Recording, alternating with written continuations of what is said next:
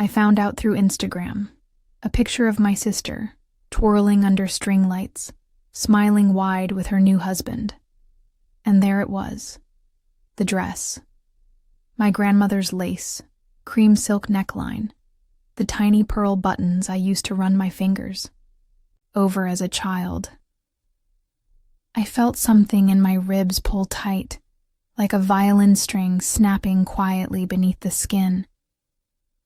I stared at it for a long time. Not the caption, not the groom, just the dress. They didn't even tell me she was wearing it. They didn't tell me she was getting married this month either. I didn't get an invite, just a post, just a tag from someone I barely knew. You look stunning. So glad I could see it in person. Stunning. I don't even remember blinking. I think I just set my phone down, face down on the kitchen counter like it burned me. I was 10 when Grandma took me into her closet and showed it to me for the first time.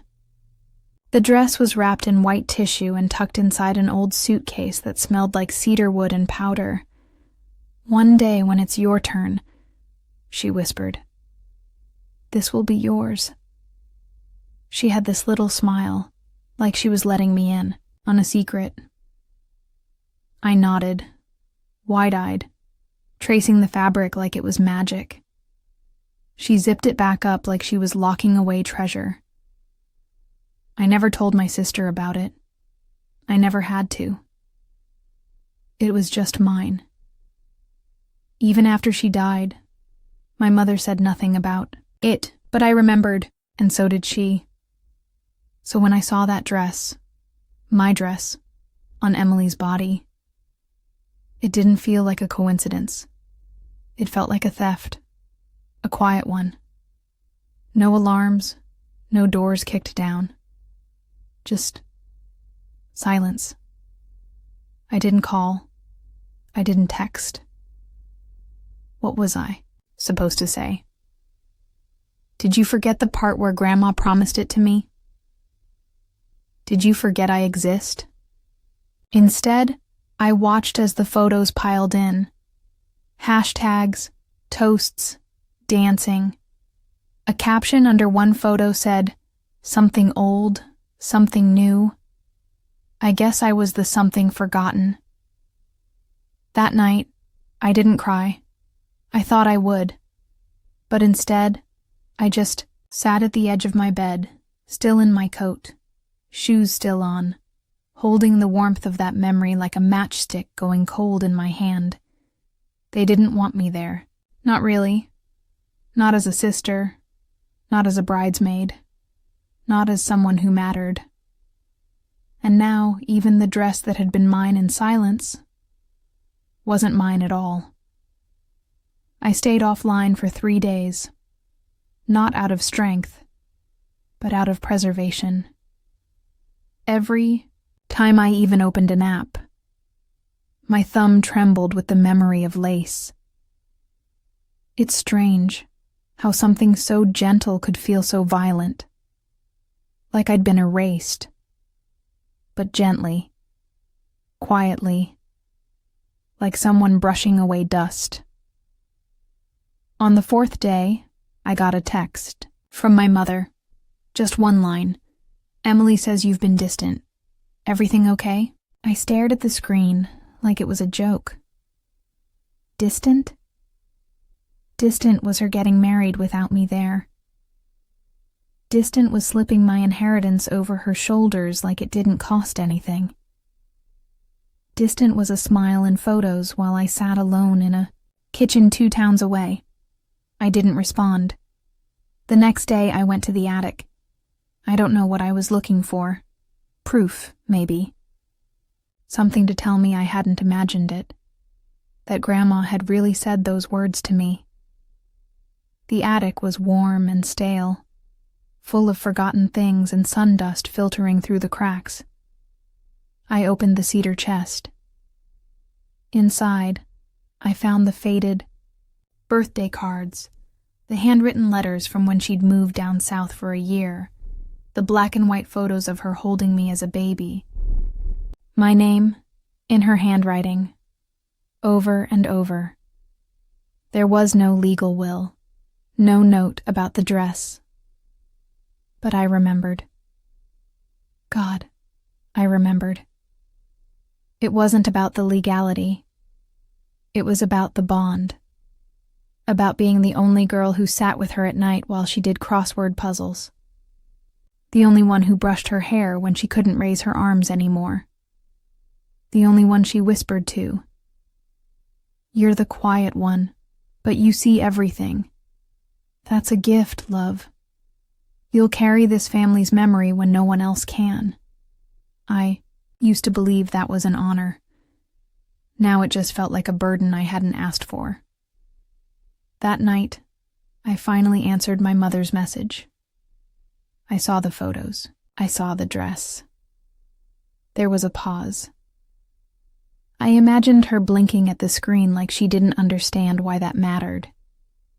Then, you weren't using it. As if that justified it. As if something promised only counts if you're there to defend it with teeth.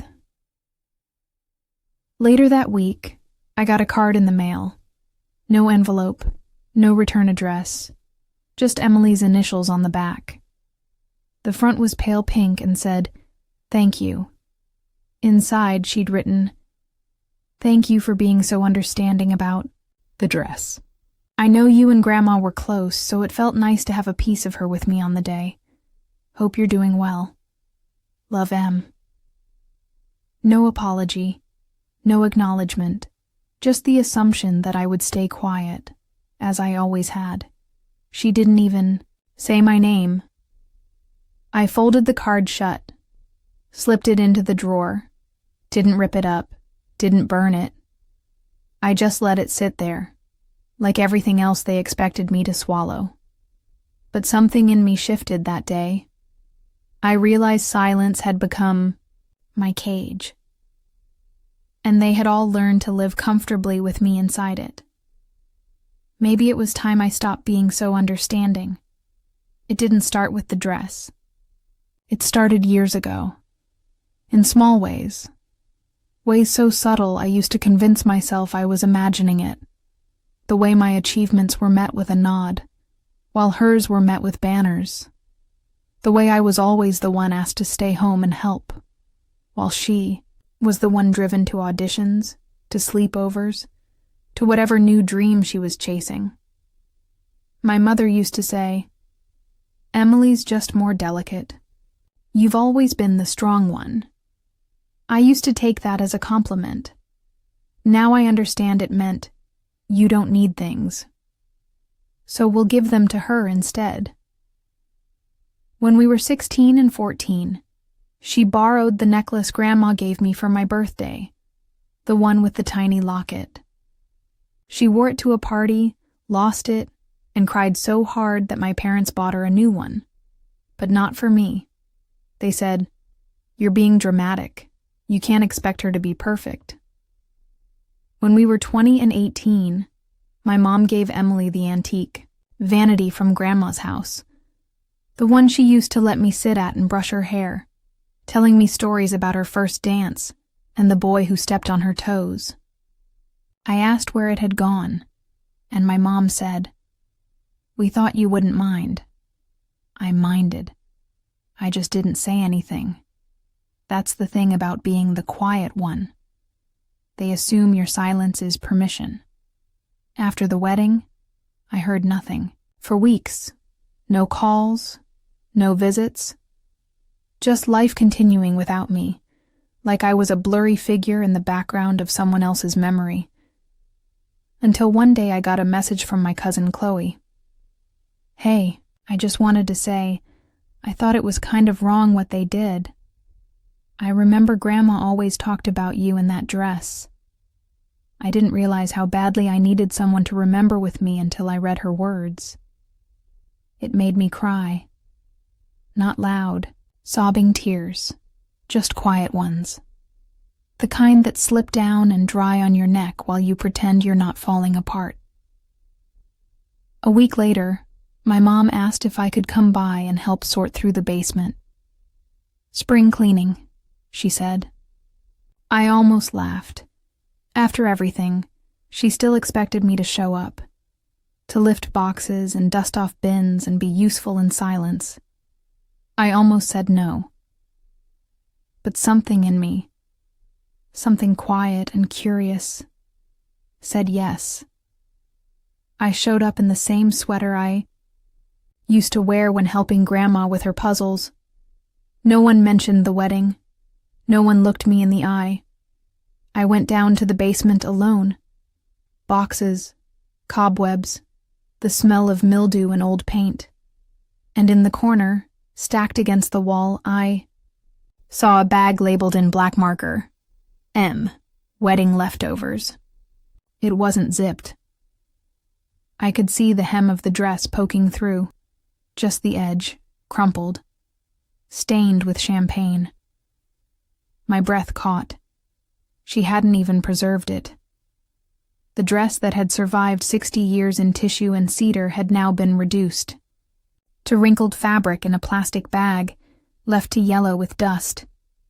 I didn't touch it, but I stood there for a long time, looking at it, not with longing, with finality. I left the bag untouched. I didn't zip it closed. I didn't fix the hem. I didn't lift it like it meant anything anymore. Instead, I walked back upstairs, slow, quiet, my hands empty, my body colder. My mother was in the kitchen, slicing fruit like it was a normal Saturday. She looked up briefly and said, "Did you find the winter blankets?" I shook my head. "No, just old stuff." She didn't press. They never did. That was the pattern. Ignore, deny, pretend. 2 days later, Emily texted me, "Can you send me Grandma's cookie recipe?" I wanted to make them for Thanksgiving.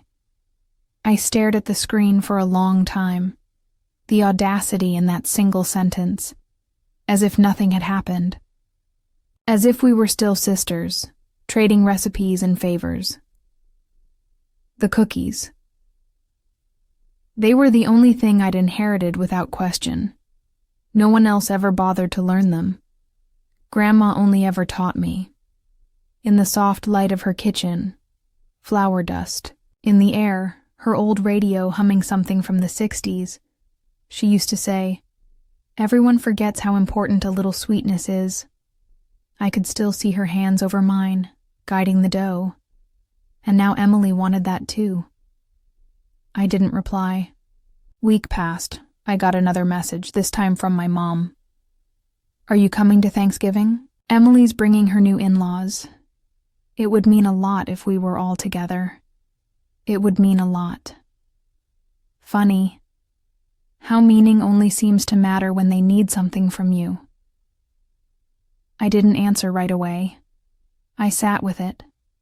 Let the words breathe in the room. I thought about what it would look like. Me, seated at the far end of the table, watching her pass around mashed potatoes in the dress that was mine, smiling like we were whole. No, I wasn't angry.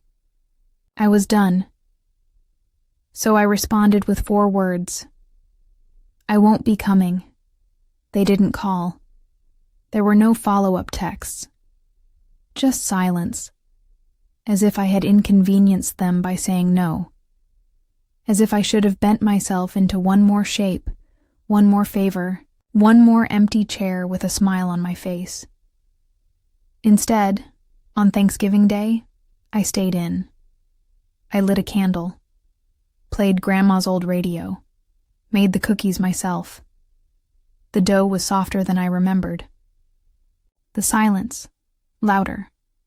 When I pulled the tray from the oven, I looked at the golden edges, the shape of them, imperfect, just like hers always were. I plated them on her old china plate, the one with the faded rose border and tiny chip on the rim. And then I did something I had never done before. I ate every one of them. alone, in peace, without sharing.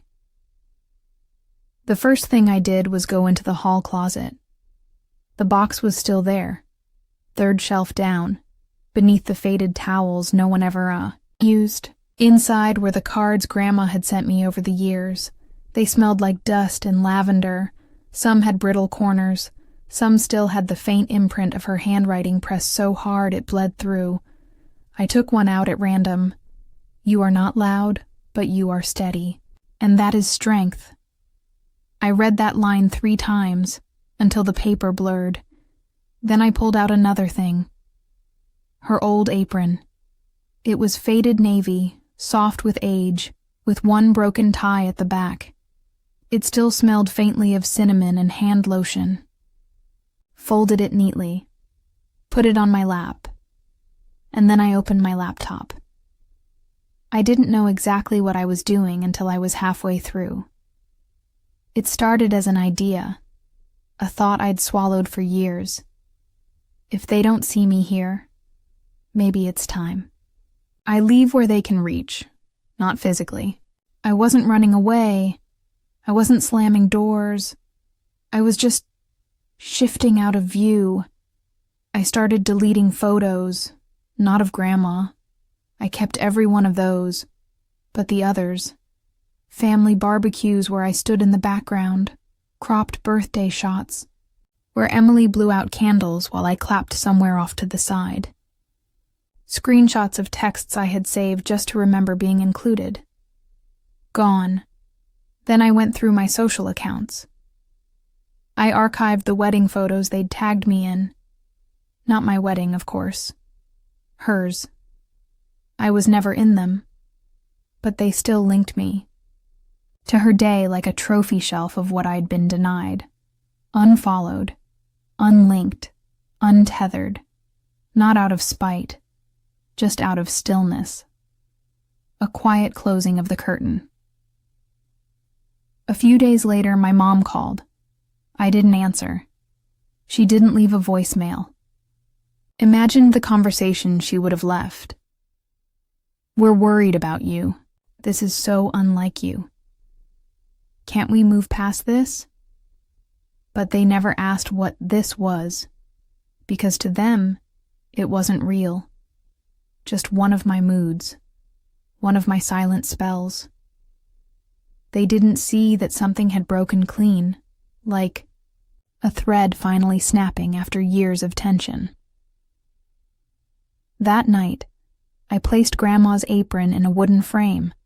I mounted it with brass pins, gently, the way museum curators preserve something that mattered. Something that should never have been balled up, borrowed, or forgotten. Then I hung it above my kitchen table. It didn't need an explanation. It didn't need to be worn again. It was mine. It was a Sunday. Late afternoon. The kind of day when the light comes in at a slant and makes everything look softer than it really is. I had just made tea. Jasmine, Grandma's favorite. I was curled on the couch with a book I wasn't really reading when I heard the knock. Not loud, not frantic, just 2 soft taps. I froze. No one ever came here unannounced. I didn't move at first. Let the silence settle again. But then it came a second time, slower, almost unsure. I got up, walked to the door. When I opened it, I felt something old and cold rise in my throat. It was Emily. She was standing in a beige coat, her makeup too perfect for something casual. Her hands were wrapped tight around a small gift bag. A smile on her face, tight, performative. "Hey," she said. "Can I come in?" I didn't answer right away. Instead, I looked down at the bag. It was glossy, pale pink ribbon, the kind they use for bridal showers and apologies that aren't really apologies. "What is it?" I asked. Her smile faltered just a bit. I wanted to bring you something. and talk. I stepped back, but not to let her in, just to breathe. I didn't offer her tea, didn't ask her to sit. She stood awkwardly by the doorway while I leaned against the wall across from her. I waited. Finally, she sighed and handed me the bag. "I got the dress cleaned," she said. "I thought maybe you'd want it, as a keepsake, since I know it meant something to you." Something. She still couldn't say what it was. I didn't take the bag. Instead, I asked, "Why now?" Her face changed then. Not dramatically. Just enough that I saw the cracks in her performance. She looked tired. Maybe guilty. Maybe not enough of either. "I don't know," she said. I know things have been off between us. And Mom keeps saying you've been acting distant and..." She trailed off. I let the silence grow between us until it was too heavy to carry. "I don't want the dress," I said. She blinked. "But it was yours." "No, it was mine before. You wore it. Before you made sure I wasn't there." Her hands dropped slightly. "It wasn't like that." "You knew," I said. "You knew what it meant to me. You just didn't care enough to ask." The words came out calm, low, like water lapping at a shore. I wasn't yelling. I wasn't even angry. I was just done. She set the bag down on the floor. "I didn't come to fight," she whispered. "I'm not fighting," I said. "I'm just not pretending anymore." She stood there for a while, then gave a small, stiff nod. "Okay." And just like that, she walked back out the door. Didn't say goodbye. Didn't look back. I left the bag by the door for hours. Didn't touch it. Didn't peek inside. By nightfall, I carried it downstairs to the dumpster behind my building, set it gently on top. Not as trash, but as something returned to the world, unclaimed. I walked back up without looking behind me. And for the first time in weeks, I slept through the night. After that night, the phone stopped ringing. No more checking-in texts. No vague invitations. No guilt-laced questions from my mother. Just absence. And to my surprise, it felt like relief. I started making small changes around my apartment. Not dramatic ones. Just quiet adjustments, like planting flowers in forgotten teacups and hanging Grandma's handwritten cookie recipe in a frame above my stove.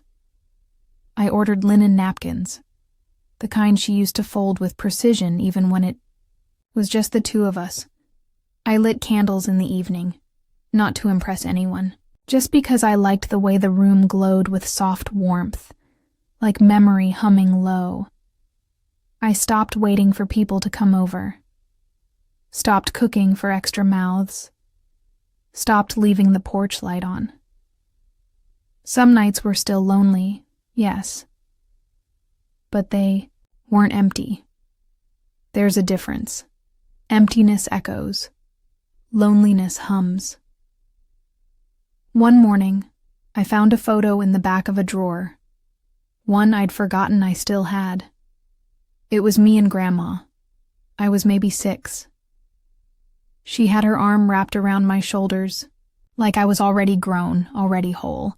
I was missing a front tooth, and grinning like I didn't know yet that people could forget you existed. I put it on the windowsill, not to remember her, but to remember me, the girl who was promised something sacred, and who, even when it was taken, still remembered how to hold on without clenching. That weekend, I started a journal, not the kind with affirmations or pastel prompts, just a blank one. Black cover, thick pages. I wrote 3 things on the first page. I saw it. I remember. I release it. Then I closed it. Put it in the drawer under my bed, next to a candle and the extra set of keys no one else had anymore. It was spring when the last envelope came. Not a text. Not a call. Just a card in my mailbox, addressed in my mother's familiar handwriting, slanted and looping like it was always rushing to say less than it meant. Inside was a folded invitation. Emily's baby shower. Join us in celebration. There was a sticky note attached. We'd really love to see you. Let's move on. Life is too short. I held it over the sink, just long enough to feel the weight of what they were really asking. Not forgiveness, just my return to the version of myself that served them. The quiet background character, the one who clapped, helped, handed over history without question. I set the invitation down and made tea instead. I didn't go. I didn't send regrets, didn't buy a gift, didn't explain. That's the thing about healing. It doesn't beg to be noticed. It just stops reaching. That weekend, I visited the cemetery. I brought cookies, the good ones, the ones Grandma liked best, with cinnamon and browned butter and a pinch of sea salt. I sat by her stone, legs crossed, the sun warming my back. Didn't wear the dress, I whispered. A breeze moved through the trees, soft, slow, and I'm okay. I don't know if Emily will ever understand what she took, but I've stopped holding space for her realization. I've started holding space for myself instead. I've filled my days with small things, handwritten notes, slow walks, quiet dinners, radio songs that smell like Sunday mornings. I don't miss the dress anymore, because the promise wasn't the fabric. It was the way Grandma saw me, when no one else did. And that's something no one could ever wear but me.